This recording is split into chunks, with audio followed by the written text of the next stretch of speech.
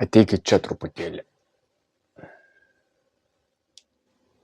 Jau yra pas mane vaizdo įrašas apie štai šitų mini kliovelio nuo guolių.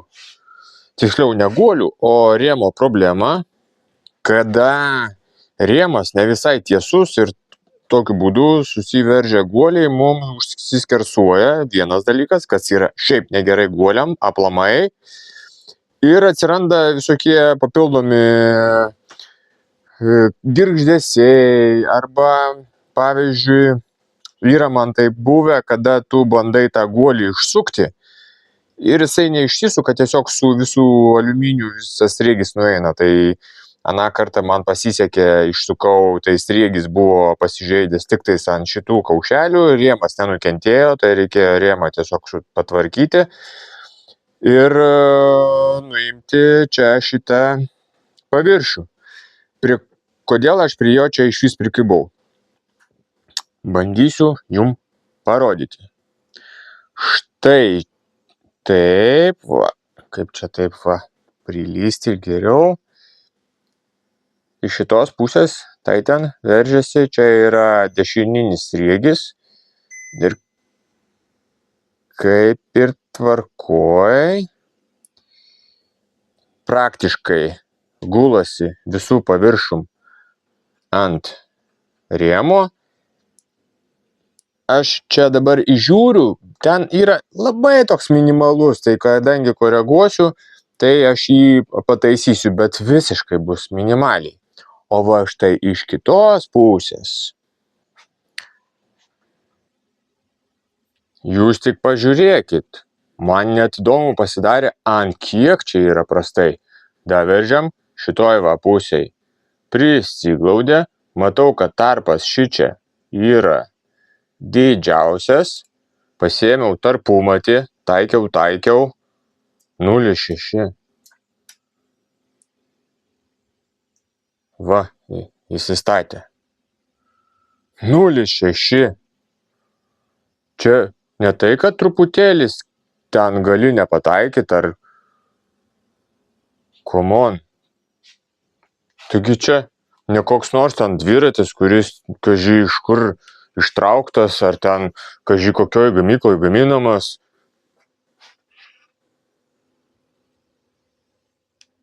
Būna va tokių bajeriukų. 0,6, jisai realiai storas, 0,6 čia yra... Kaip tokį defektą sutvarkyti, jau yra vaizdo įrašas mano kanale, čia per naujo aš nefilmuosiu. Bet va, skundžiasi klientas traškesiais, viską kitą ištikrinau. Buvo kelios kitos vietos, dėl kurių galėjo būti traškesiai. Asmeniškai prasivažinėjau, prasitestavau, viskas tvarkoj. Ir va, kitą kartą negali testuotis, ten žmogus skundžiasi pravažiavus 10 km ar kažkiek, tai jisai ten ilgesnį atstumą pavažiuoja ir pradeda traškėti. Tai va. Ir buvo grinai iš mini kliovelio toksai traškesys, aš jį žmogus atvežė, su pradėjusiu traškėti, aš dar jį pamaigiau, paminkiau, pasivažinėjau aplink rajoną, kad pagauti tą traškėjimą ir jisai jo išlindo, atsigavo ir grinai va per mini kliovelį. Aš realiai sakau, va, toks va defektas gali jums smegenys padaryti. Atrodo, guoliai idealūs, nauji, čia šiaip aplamai yra naujas dviratis. Tai sutvarkysim rėmą ir bus matyti. Ašgi pamiršau paminėti, kad iš esmės tai kaip ir galima būtų traktuoti kaip mano galva garantinį. Kodėl man naujam dviračiui yra kreivas rėmas? Nu, vat kodėl? Juk taip neturėtų būti. Iš vienos pusės gamintojas pasakys, 2 metus juk ten, ar metus, kiek jam yra suteikiama garantija. Kai kurie, nors čia palauk, čia yra rėmui garantija, tai iš viso gaunasi visam gyvenimui, kanjonas duoda, ar kiek ten metų, parašykit komentarą. Aš nežinau, realiai nežinau. Kai kurie gamintojai ten visam gyvenimui duoda garantiją rėmui pirmam savininkui. Tai čia gamintojas turėtų galbūt taisyti šitą niuansėlį, ar vis dėlto yra kliento problema, kad jam karts nuo karto atsiranda tokie dalykai. Kiek aš pats domėjausi, bent jau užsienyje, tai čia yra gamintojo problema. Bet kadangi čia yra kanjonas, jūs nenusipirkot jį parduotuvėj tiesiog tai turėtumėt kreiptis į kanjoną tada, o kanjonas siūsis tą dviratį pas save ir tvarkys. Nežinau, man atrodo, čia turėtų būti schema veikianti taip. Jūs atrandat, kad jums kažkas negerai. Mechanikas ar specializuotas ten servisas jums nustato rėmo defektą, kreipiatės tada į pardavėją, šiuo atveju pardavėjas gamintojas, jisai patvirtina, kad tai taip yra jų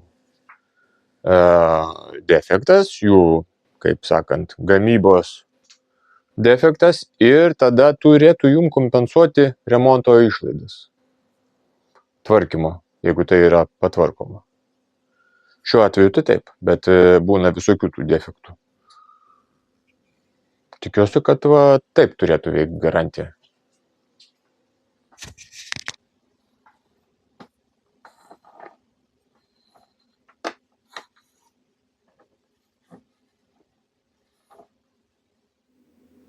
Štai, tokio rezultato mes norim pasiekti iš vienos pusės. Ir štai iš kairės pusės irgi visas paviršius nuimtas, neturi būti jokių dažų, nieko. Ir matot, yra šitoj vietoj, kur dar dalis milimetro kažkokia nedafrezuota, bet čia jau aš neliesiu, kad mes per stipriai nesusiaurintumėm rėmą. Čia mums šitos plokštumos pilnai pakaks. Ir įvertinus tai, kad kiek mes čia nuėmėm, tikriausiai pasimatavus reikės įdėti papildomai iš šitos pusės tokią tarpinėlę, kuri būna komplekte beje kartu su Shimano miniklio velino guoliais.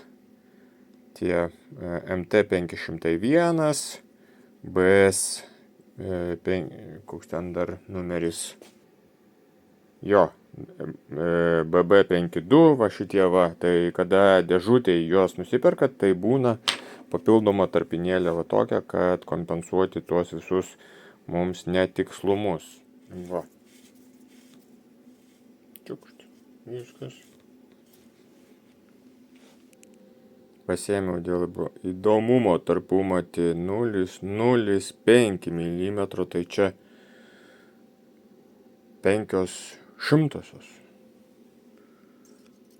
Kažkurioje tai vietoje dar jis man bando pralysti, bet stringa.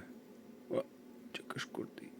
Bet čia jau toksai negali nufrezuoti ant tiek tiksliai, jeigu pas tave nestaklės.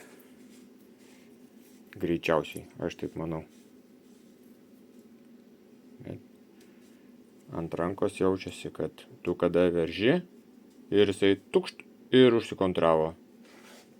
Taip ir turi būti. Taip, ir dabar liko tik tais pasimatuoti, kiekgi mes čia nufrezavom. To turi būti šitas būtent 73 mm. Būna 68, būna dar road ten, šiam 8,5, ne visus skaičius aš žinau. Būna itališkas dar standartas 70, tai tenais sriegis iš abiejų pusių vienodas, o BSA yra iš kairės pusės dešininis, iš dešinės kairinis. Taip. Supratimui, kokią mums čia reikia tarpinėlę papildomą įmontuoti. Išsistatyk. Ok, 72,5 ar 72,6, kažkas tokio. Ir šita tarpinėlė pas mums yra plonesnės nėra. Jau ir taip, kaip plastikų, tai čia plonas yra. Dar jisai šiek tiek susispaus, bet tarpinėlė yra 0,6. Nu, ok, ten 0,2 vietos dar mums. Jo, vietos bus. O dėl ko reikia mums išlaikyti tą distanciją? Kai kurie guoliai turi konstrukciją štai kaip Shimano. Tai ta vidurinė dalis, kuri neleidžia mum patekti vandeniu iš išorės, yra fiksuota. Ir jeigu mes per daug ją suspausim, čia gali susisukti jinai, o jeigu bus atstumas per didelis, tai tiesiog tarpinėlės tos guminės mum nefunkcionuos ir neatliks savo vaidmens. Tai va, turim pataikyti tą būtent dydį.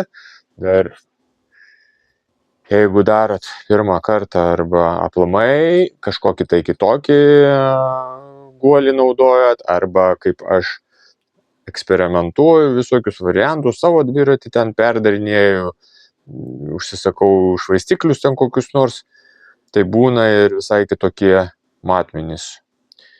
Va, tai čia yra netgi 72,6. 72,6, va taip. Nežinau, ar jums čia matosi. Jo, tai mes tą 0,5 mm ir dėsim tarpinėlę tam, kad nesusitraiškytų. Plius, kai jau pasiverš, tai tos tarpinėlės, jos plastikinės, truputį susėda vis tiek, nori, nenori, ir bus super.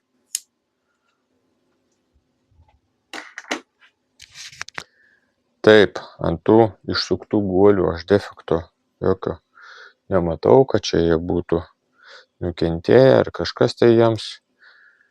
Tas guolis, kuris buvo iš tos pusės, kuri kreiva, tai jo galėjo būti nukentėjęs, jisai natūralu, bet aš čia to nejaučiu.